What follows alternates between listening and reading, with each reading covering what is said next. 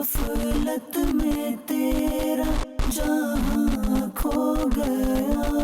گھریلو جھگڑے کا خطرناک انجام۔ ایک ڈاکٹر صاحب اور ان کی بیوی میں جھگڑا رہتا تھا۔ ایک دن ڈاکٹر صاحب میڈیکل اسٹور سے اپنے لیے سیرپ لائے اور گھر میں رکھ دیا۔ بیوی نے اس سیرپ میں زہر ملا دیا۔ جب ڈاکٹر صاحب نے دوسرے وقت سیرپ کی خوراک لینا چاہی تو انہیں شک سا پڑ گیا کہ اس میں سے کسی اور طرح کی بو آ رہی ہے۔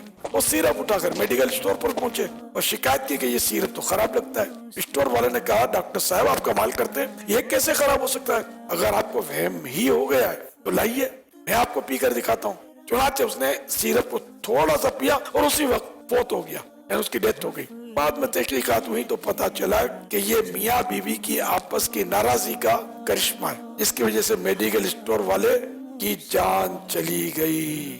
اس حکایت یعنی اسٹوری سے یہ بھی لیسن ملا کہ آپس میں لڑنا نہیں چاہیے، اور لڑائی ہو بھی جائے تو جلدی جلدی صفائی کر لینی چاہیے، اور کسی طرح کا ایسا اقدام نہیں کرنا چاہیے جس سے کسی کو بھاری نقصان ہو یا جان کا خطرہ ہو جائے یا جان ہی چلی جائے، کہ اس طرح اس نے جو کیا تو یہ دیکھیں کتنا بڑا نقصان ہو گیا۔ صحیح بات یہ کہ ہم بچپن میں سنتے تھے وہی صحیح ہے، لڑائی لڑائی معاف کرو، اپنا دل صاف کرو۔